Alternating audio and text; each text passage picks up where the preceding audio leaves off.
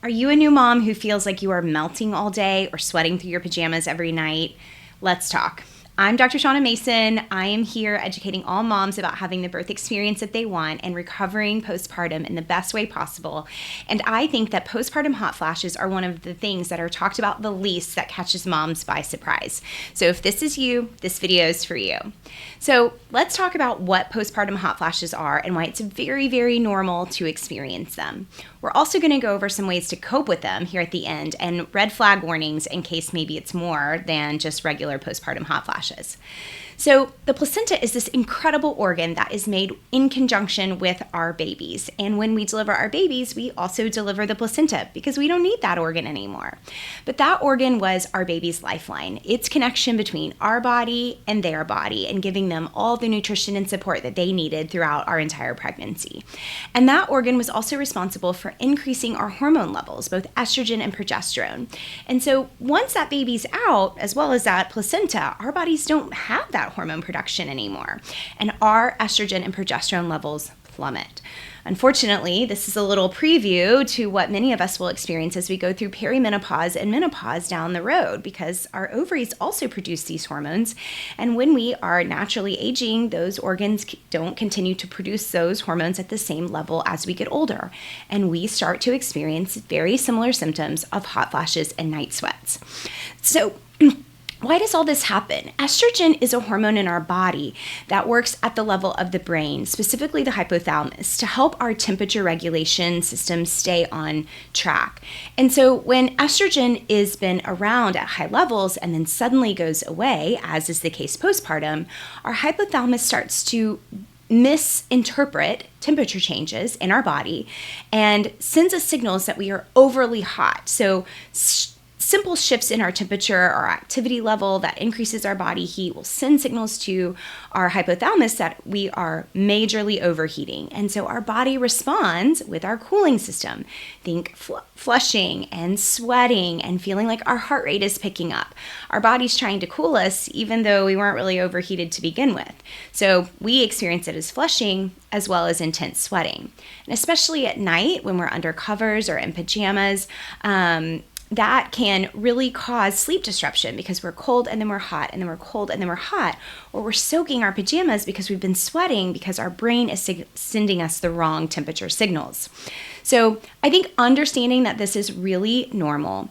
It will start a few days after delivery for some of you moms and last up to 6 weeks. Now, things start to get better around the 2 to 4 week mark for many of us, but not everyone. So just knowing it can take some time before our body responds to this lower hormone state and things start to feel back to normal.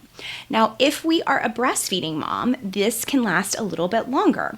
The hormones that we are revving up in an effort to make milk to feed our babies will continue to suppress our estrogen and progesterone levels.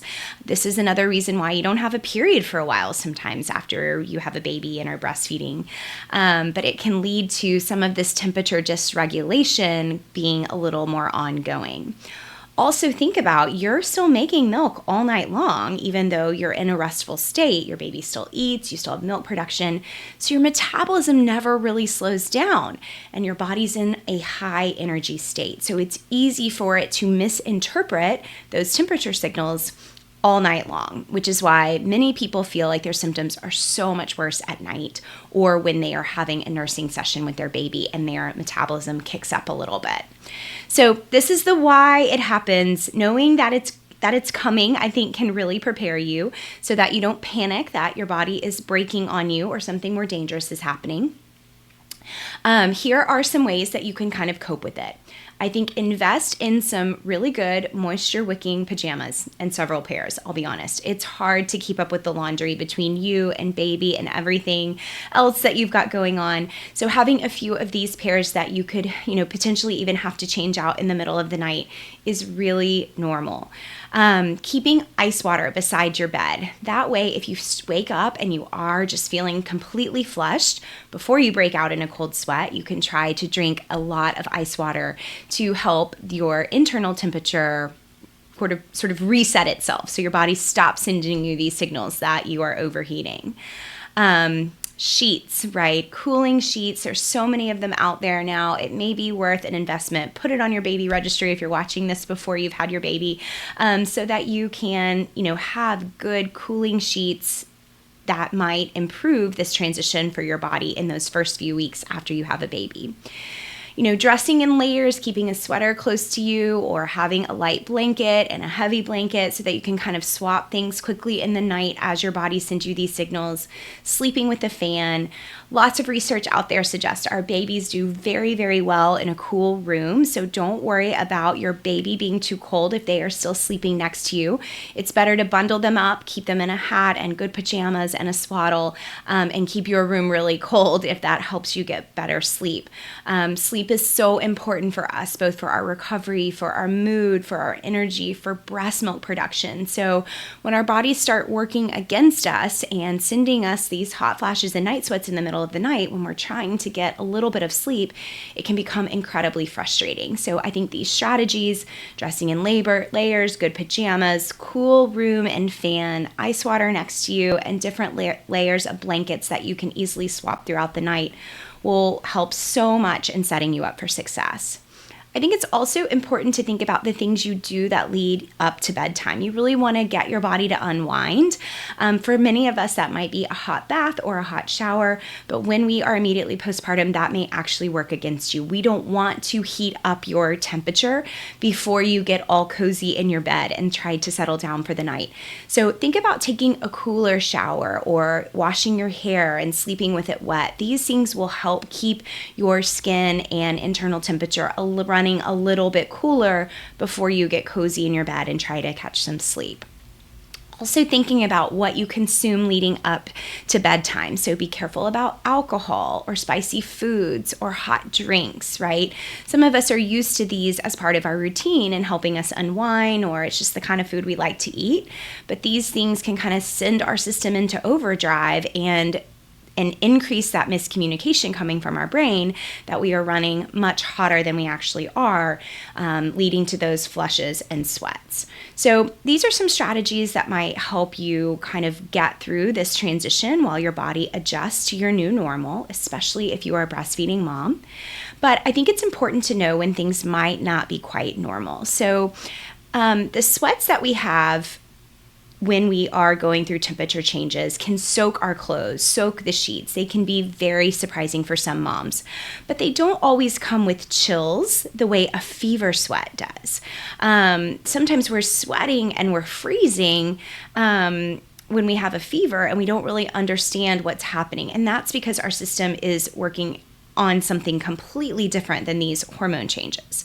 So if you ever feel like you are just running constantly hot, you feel very fatigued, you're having body aches, you're having intense chills, teeth are chattering, you're sweating and feeling cold, and you can't seem to warm yourself, these are definitely red flags that you may have an infection somewhere. It's important to take your temperature. It is never, never normal to run a fever after you have a baby. So if you are having what you think might be normal postpartum hot flashes or night sweats, and you are running even a low-grade temperature, anything higher than 100.4, you definitely want to call your healthcare provider or head to your local ER.